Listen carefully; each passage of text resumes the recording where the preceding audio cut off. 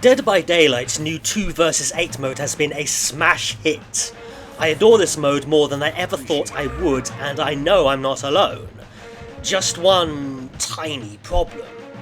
The killer queues are obscene, and the Survivor 400% point incentive doesn't seem like it's doing much. This is a very strange problem for a mode that everyone seems to love. It looks like I'm a full-time Survivor main now. Not that I don't like Survivor, and one thing that's caught me completely off guard is my fascination with the 4 Survivor classes. I'm glad 2v8 didn't go the lights out route and just have empty builds, because these 4 classes keep the hateful 8 interesting. But which of them is the best? I'll give a quick rundown of what all 4 have to offer and a swift overview. After I've covered the awesome foursome, I'll go into much greater detail for anyone still watching. The 4 classes have 4 pseudo-perks called skills, and they fall under the same title across the classes: Team Skill, Aura Skill, and Innate Skill. The 4th skill for all 4 classes is referred to as the Unlockable Skill. I call it Reimagined Self-Guard. You heal yourself at 50% speed instead of 35%, as in Claudette's signature perk, and you also have a Soul Guard effect should you recover from the dying state. But both of these actions can only be done after you've suffered 2 hook stages, i.e. on your last life / death hook. Self-guard aside, the 4 classes are all unique. The Escapist. Pseudo-perks available are Infectious Super Sprint Burst, Rip-Off Windows of Opportunity, and Revival made for this. The Super Sprint Burst is even faster than vanilla and only has an exhaustion cooldown of 20 seconds. But best of all, other survivors within 12 meters also get a Sprint Burst, and this can stack with other instances. Windows of Opportunity has been a Survivor favourite for a good few years now, and Classic Made for this didn't get its reputation for nothing. It was an S-tier perk, giving 3% additional speed when injured. Escapist is the strongest class available. It's essentially a pre-packaged chase build from 2023, but arguably better. You can see why it's the most popular choice. The Guide. Pseudo-perks available are Budget Better Together, Boosted Visionary, and Reimagined Technician. All 3 are different from their vanilla counterparts. Budget Better gives your team visual aura on the gen you're repairing at infinite range, but doesn't give you the team aura reveal on a down. Boosted Visionary has a shorter range, but doesn't pointlessly deactivate whenever a generator is completed. Reimagined Technician still quiets gen repairs, albeit slightly differently, and gives a bonus to great skill check progression rather than making skill check misses quiet and worse. All 3 of these pseudo-perks are to some extent superior to their base game versions, but all 3 of them are still rather mediocre. This is the weakest class, and if there are no guides on the team doesn't lose much. The Medic. Pseudo-perks available are Healing Leader, Rip-Off Empathy, and Budget Botany. Healing Leader grants a 25% healing boost to all survivors within 3 meters rather than 8 meters, and reveals the heal target's aura to friendlies. There's no bonus to other actions, but other actions are less common anyway, and healing is a major issue in this mode. There are 8 survivors. Empathy is Empathy, a mid-tier perk by most estimates, and Budget Botany boosts heal speed by 35% instead of 50% at tier 3, but it doesn't wear down medkits faster and stacks with Reimagined Self-Guard, making the Medic the only class to synergize with that perk. This is the second best build and the most balanced of the 4. The healing bonus is essential, and this practical choice is a must for all teams. The Scout. Pseudo-perks available are Hyper Object of Obsession Revival, Boosted Alert, and Boosted Urban Evasion. Old Object of Obsession allowed the survivor and killer to see each other's auras at medium range. This version reveals the killer's aura for the entire 8 survivor team, doesn't reveal your aura, has no effective minimum range, and its maximum range is 64 meters. Scout's version of Alert reveals both killers' auras whenever a break action is performed, and Urban Evasion has a pseudo-Iron Will built into it. I think this is the third best / second worst class for the 2v8 mode. I'd argue that even enhanced versions of Alert and Urban Invasion are overrated, but the ability to reveal killer auras for the entire team is very powerful, giving your survivors good information. I think this is an interesting quartet of types, but before I go into major detail, I do want to remind everyone that balancing is hard. Much harder than the DBD community gives it credit for, and I'll bet there are massive disagreements amongst the developers themselves over which direction to go, as there are amongst those of us on the ground. Just let's be chill towards things that don't really work. I'd like to optimistically hope that the community can move past the bitter toxicity of our early days, especially given 2v8 is a better and healthier experience, taking the rough edge off camping, tunnelling and slugging. Even if at the time of writing the game doesn't work. Okay, we can be a bit whiny about that, even if it's working now. Either way, I've got some serious explaining to do with some of my views. Load into a lobby and there will often be 4 escapists already rearing to go. And for good reason. Several good reasons, actually. As far as exhaustion perks go, Meg Thomas's Sprint Burst is often A tier in its own right, but mid tier comparatively for various reasons, such as having to walk everywhere to keep it handy. Fortunately, in 2v8 you're more likely to start next to a generator because there are more of them, thus saving the boost. Not that blowing your load early is a bad thing. A 20-second cooldown is very generous and you'll get it back before you know it, and then return to mercilessly bullying the poor soul that picked Wraith. The Escapist class is considered a selfish choice, but we're all familiar with the feeling of finishing a gen then sprinting to the next one, and giving everyone else who worked with you a nice boost, saving a few seconds here and there for everyone around. Even better if a killer gets too close and you make them whiff. And it's tricky to do, but I have seen giving an ally a speed boost mid-chase be a lifesaver. Besides, I'd argue that being the hardest to down, thus the most cumbersome for the killers, is a huge asset to the team. The Escapist is the distractor. And what makes you harder to down besides a head start to the nearest pallet? You can see those pallets easily. The Escapist's aura skill is a copy of Windows of Opportunity, but the context in which it's used is different. There are many more pallets available, thus limiting how useful it really is. You could just use your eyes, but pallets get used up faster, and with so many available you can queue loops to give killers a really hard time. Perhaps it gives too much information on the screen at any one time, possibly obscuring the board, and I do agree with the wider criticism from elite players that Windows is a brain rot run to the glowing thing perk, but I still love it. Finally, Made for This is arguably the most recent and egregious example of pay to win since Boone's Circle of Healing from 2021. You're faster getting to the next loop, faster getting one last loop, feeling more confident when injured, and throwing the muscle memory of veteran killers just slightly off. It is a great perk, and since its vanilla counterpart's nerf, I'm honestly surprised but excited to see it back, like an old troublemaking mate who just got out of juvie. You just know the killers make a mental note of who the Escapists are, and you know they'll do a Myers and save the best for last. I was a bit harsh to the guide class earlier. I wouldn't say it has no utility, but you can be much more useful for the team and yourself by opting for one of the other 3. The guides are not completely useless. It often feels like your team just isn't doing generators, and so sending out a beacon might help. But there are so many gens on the board they're easy to find anyway, and the engine noise will attract anyone nearby who wants to help. The original Better Together worked best in small enclosed levels, 2 adjectives that can't be said for the 2v8 levels. Levies and meat plants could be confusing, but out here, there's always a gen a pebble's throw away.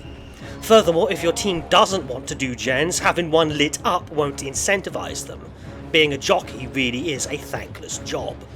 And the aura of yourself should be a different colour so as not to confuse any medics looking for the heals via empathy. At least it brings them to your gen, I suppose.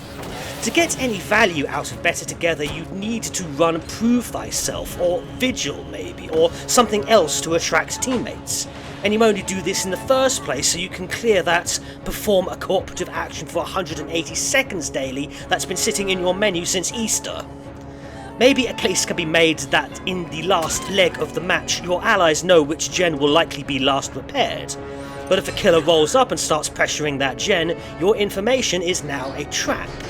And there's an argument to be made for splitting final gen pressure. But maybe if 3 or 4 survivors have already been killed, the guide's team skill could still yet bear fruit. Many of the issues I've laid out apply to boosted Visionary as well. Seeing gen auras really isn't that great. You're not going to be struggling to find generators like a dastardly 3-gen on Tober Landing anyway, thus making this perk kinda rubbish. Although I do surprise myself with how often I miss obvious gens, so maybe I shouldn't talk. As for the guide's innate skill, Reimagined Technician, its biggest benefit is possibly the 3% progress increase for great skill checks. However, this puts too much power in your skippers. You don't know if your team are pros or noobs that know or don't know this buff, and if they do, missed skill checks are most definitely an issue in this mode. Where's corrective action when you need it? The volume of repair noises being quieter is an underrated addition when there are 2 bloodthirsty maniacs stomping around, but that hardly makes this skill worth it. Also love how the perk says it's inactive when in a locker, as if this awesome perk was just so powerful you need to be reminded of this innate drawback.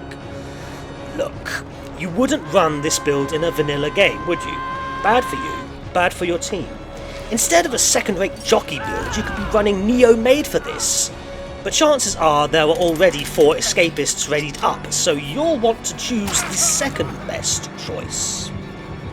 If there are no medics, I switch to one.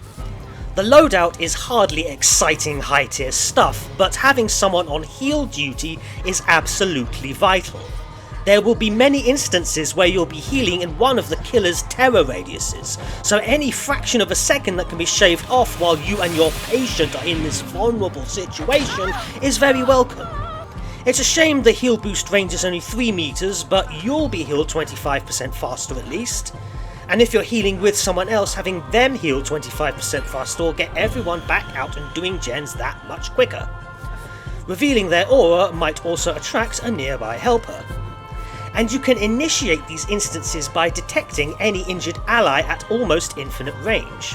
The rip-off empathy is more useful when there are 8 players instead of 4, and there's no indirect drawback like there might be with rip-off windows, to throw some retroactive shade. And suddenly seeing a teammate's aura tells you where one of the killers is, and is currently on a successful attack cooldown. I'd argue that this is more useful than Alert, to throw some preemptive shade, and backs up my view that empathy is underrated. Finally, what's not to love about healing yourself and others 35% faster?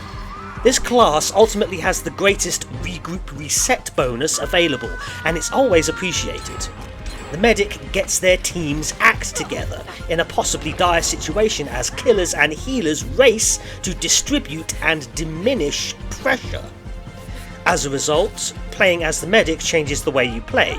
You'll prioritise altruistic actions to get everyone in top shape and doing their job. You'll max out that score quickly, but I truly believe this boring but practical ace in the hole is the key to victory.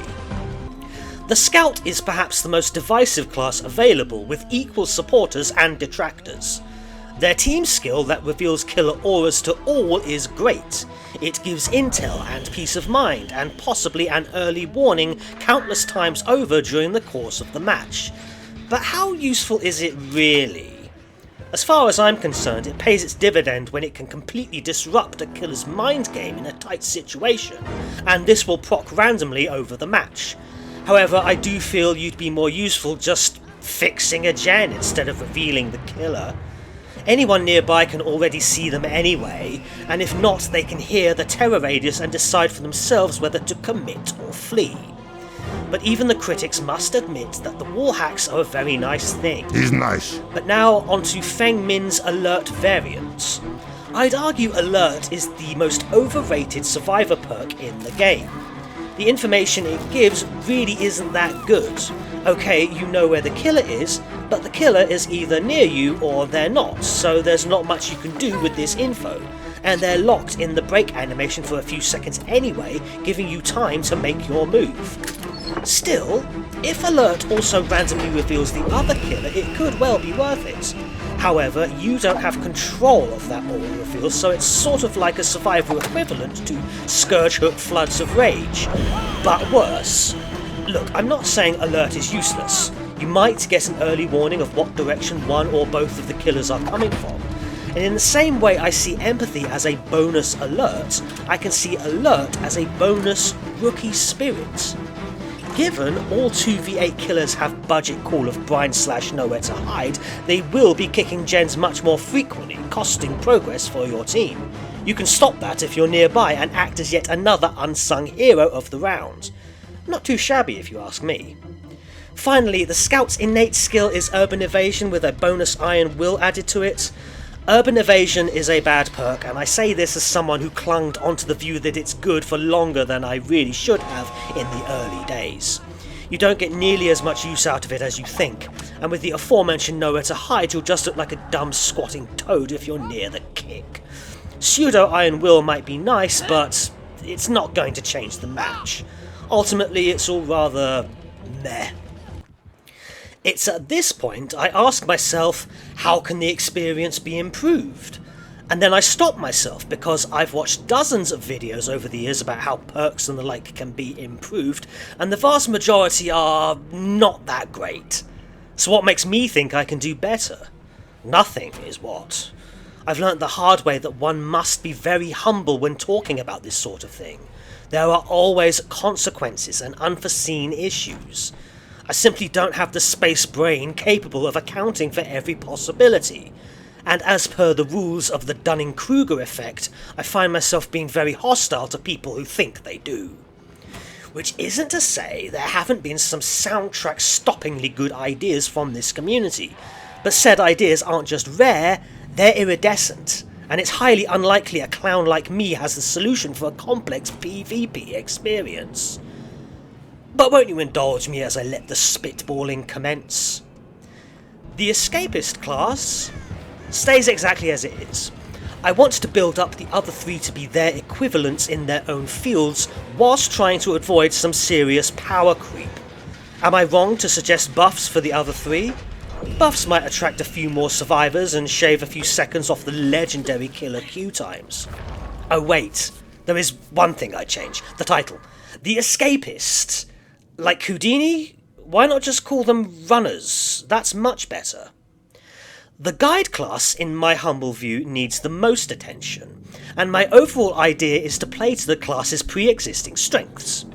Firstly, the pseudo-visionary generated detection range increased from 60 meters to 32 meters. True, I didn't think much of this ability, but if you have it, you should flaunt it. This just makes it a bit more useful. Secondly, your aura reveal when working on a generator whilst you are at full health should be orange, not yellow. This is just a quality of life change to help the medics, as well as make the effect more distinct for those that aren't medics, a more effective way to advertise your class and what you want from your nearby team. These are small changes, but I wanted something meatier, something that takes some risk, despite what I've said previously. I'll mostly use existing perks as a means to convey what I want, and use the established language of Dead by Daylight. I had considered a Prove Thyself effect, or maybe a reverse quick gambit, where having a killer in chase near you gives you a repair boost, but I'm very reluctant to mess with generator speeds. Tiny changes can have big ramifications, so I'm leaving that as it is. Potential energy was also considered, but this might cause all sorts of problems. I had thought of adding Blast Mine, Flashbang, or Slash and Chemical Trap to give an active combat option for this class, but I don't think it fits. It could be a good idea, but I'm not going to pursue it. Same with the passive generator buffs such as Dark Sense, Fogwise, or Slash and Poised. It's really not what I'm looking for. Rookie Spirit, maybe?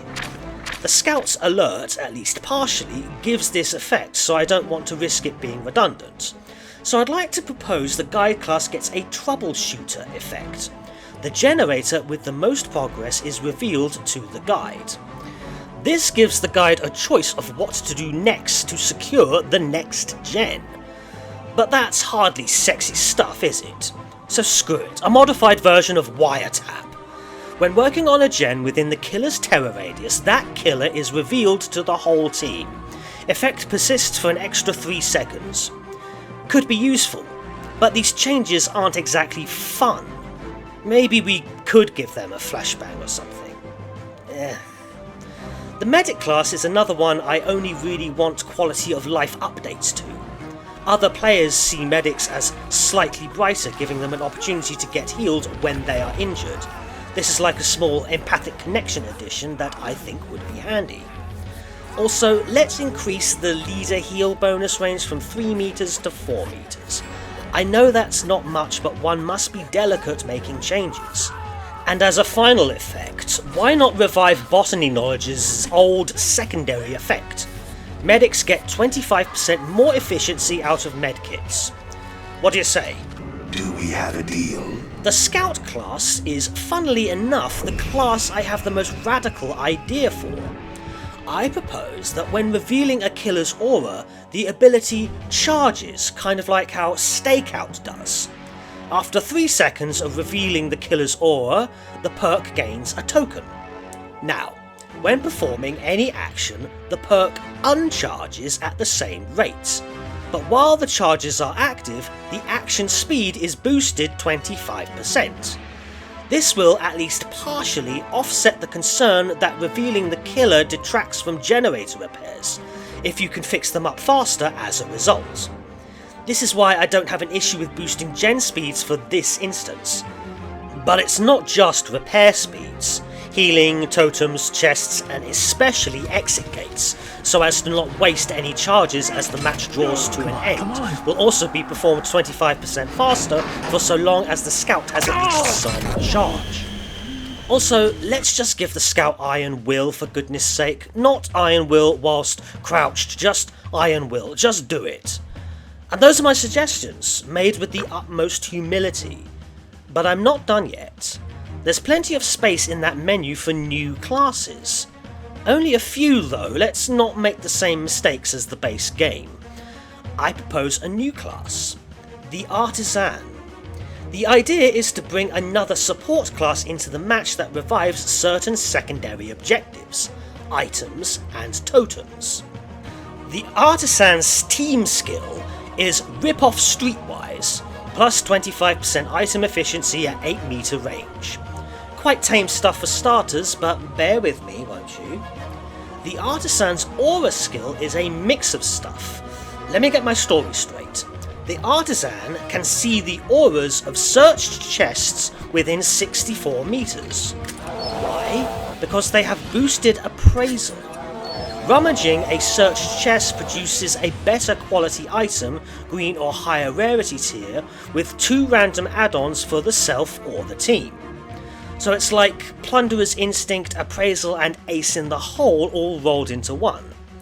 The new item will be highlighted for anyone nearby if the Artisan doesn't want it for themselves. And this ability won't generate flashlights. Let's be honest, flashlights have a limited use in 2v8, and the crafted item needs to be worth the effort. I think this ability will add some randomness to the trial, kind of like Nick Cage's dramaturgy. Each Artisan can rummage through each chest one time only. But it's not just items I want to breathe new life into. The Artisan's innate skill is Revised Boon Shadow Step, maybe mixed with Boon Illumination if that's not powerful enough. Not that Illumination is all that good, but it's something. Remember that Shadow Step blocks aura reveals. There's a massive problem with this idea though. The dull totems will be cleansed by other survivors, likely nullifying this perk. So I propose this boon can only be placed where a dull totem has already been cleansed, just like Hex Pentimento. When a killer snuffs the boon, that spot is disabled for the rest of the match. I feel this is how boons should work anyway, and Shattered Hope should be completely reworked, and maybe Nancy and Michaela can finally bury the hatchet once and for all. That's just my silly idea. I shudder to imagine what anyone thinks. Final thoughts, I'm dead against indoor maps. Hillbilly and Huntress will have a harder time for obvious reasons, and without some tall grass, Trapper might as well. No one is going to watch this video to the end, so nah.